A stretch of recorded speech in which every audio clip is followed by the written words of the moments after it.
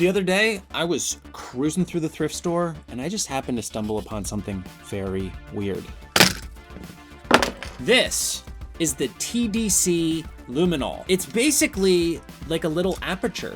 So you turn this dial on the top, the shape changes size. But this is very similar to how a camera's aperture works. See? In the past, when I make my cursed lens videos, rip a lens out of an old camera, fix it onto my modern cameras, everyone always says, oh, you should make an aperture for it. I don't think they understand how challenging it is to have something that changes size on a 3D printed lens that an idiot made.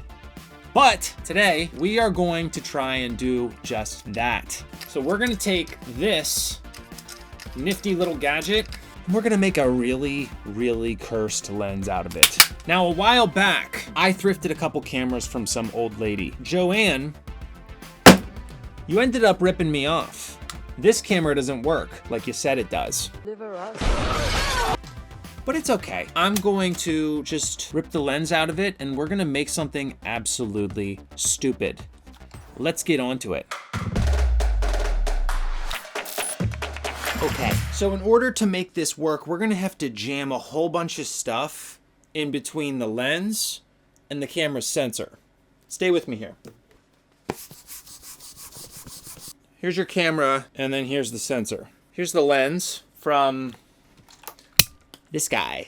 So we're gonna pull that lens out. We're gonna have like a little chunky piece of plenum here, just like we always make it. This time, we're gonna have our little mount piece that goes into the camera. Right here, we're gonna have to put our little aperture thing. If I'm correct, it needs to go behind the lens. We're gonna put the aperture thing right there, like that. Now, there's not a lot of room here to work with this. I'm pretty confident that we should be able to do something. Might involve some tape and a really ugly looking design, but it's just part of the process. So for starters, we're gonna figure out the flange distance for our little friend here. Ha ha ha ha. And then we're gonna start messing around with some monkey stuff. Let's do it. Let us perform the surgery. Yeah, originally when I bought this, one of the batteries was completely fused into the compartment. I can't get it out.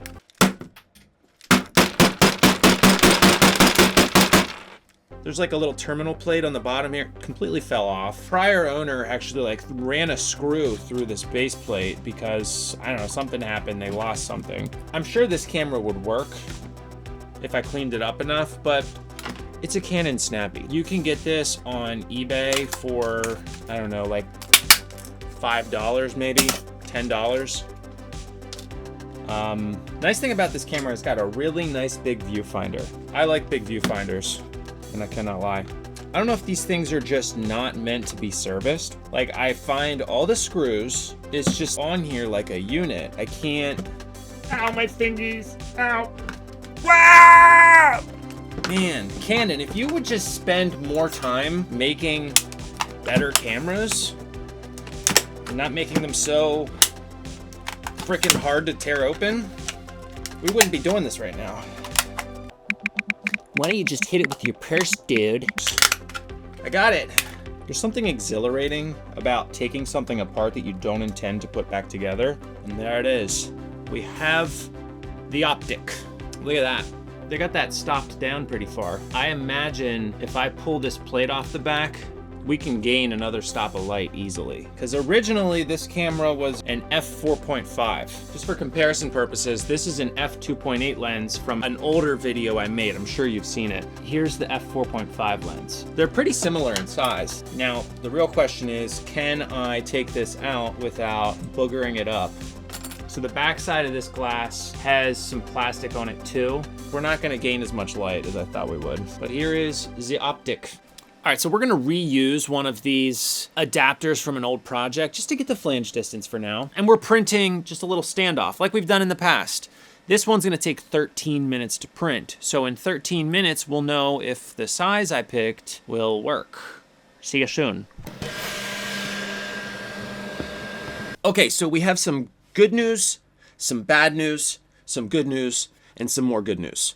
First and foremost, good news, we were able to figure out the flange distance for this lens. It only took 5 tries. So now we have a working point and shoot lens out of a Canon Snappy camera. Unfortunately, and I had a feeling that this wasn't gonna work, there's just not a lot of depth to work with here. And because this is a 35mm lens, you have to put this little aperture device behind the glass or it'll vignette really badly. With the mount and this big chunky box and this, it's not gonna work, it's impossible. I decided I'm going to give this little point and shoot lens away to somebody watching this video. So stick around for the end of the video. And I don't have a lot of subscribers, so if you are actually genuinely interested in a Sony E-mount point and shoot lens, kind of like the Retropia products, this is your chance to win one pretty effortlessly. Moving on. So we have our TDC luminol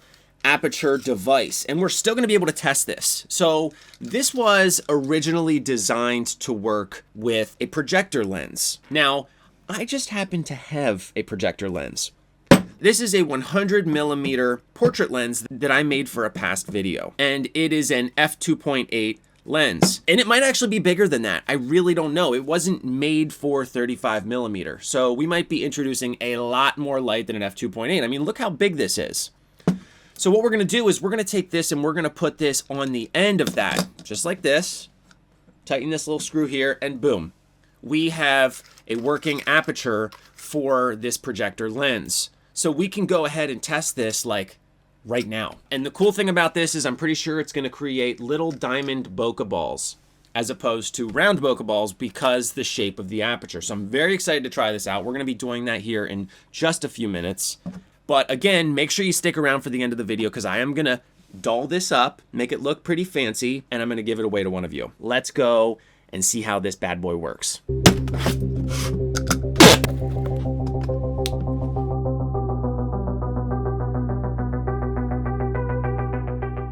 All right, I'm out here and it's wet and gross out, and I'm taking pictures with the literally dumbest lens I think I've ever created in my entire life. Do me a favor and give this lens a name in the comments because this thing is absolutely stupid. But the cool thing about it is you can focus with this lens and you can also set your aperture. So let's go take some pictures and let's see how it turns out.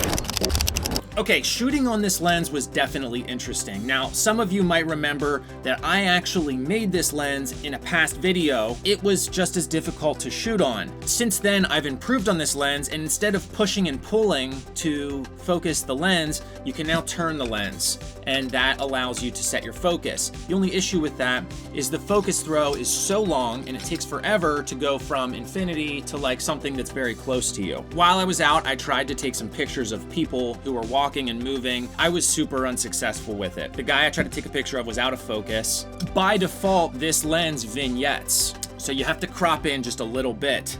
But when this lens is stopped down, it's surprisingly sharp.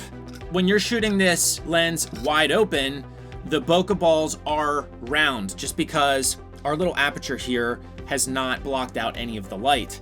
But when you start to stop it down even just a little bit, those aperture bokeh balls, they start to turn into like little diamond shapes. Depending on where you're focusing and how your Lumitrol device is positioned, they can either be diamonds or they can be squares. So that's pretty interesting, and I had a really fun time trying to work around those conditions to create interesting shots. Unfortunately, I wasn't super impressed with the photos that I took showcasing the camera's bokeh features while I was out and about. So I came back to my office and I took this video of the lens that I'm going to be giving away to one of you.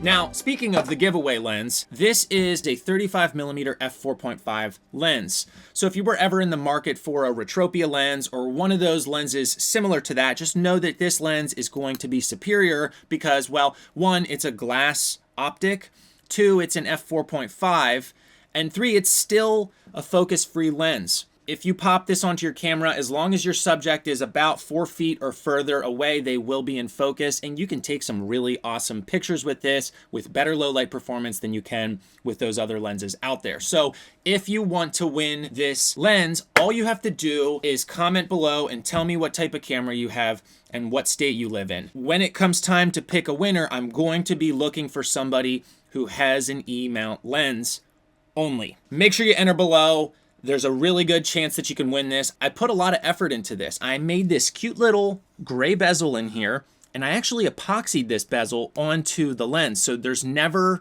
any fear or worry of this little glass optic falling out of spec or falling out of the camera while you're out shooting it. I'm excited to give it to one of you guys. If you enjoyed this video, make sure you hit that subscribe button. And if you want to support my channel, there are several links for photography related gear and software down below, and you can support my channel by purchasing through those links. Thanks again, and have a wonderful week. I will see you very soon. Peace.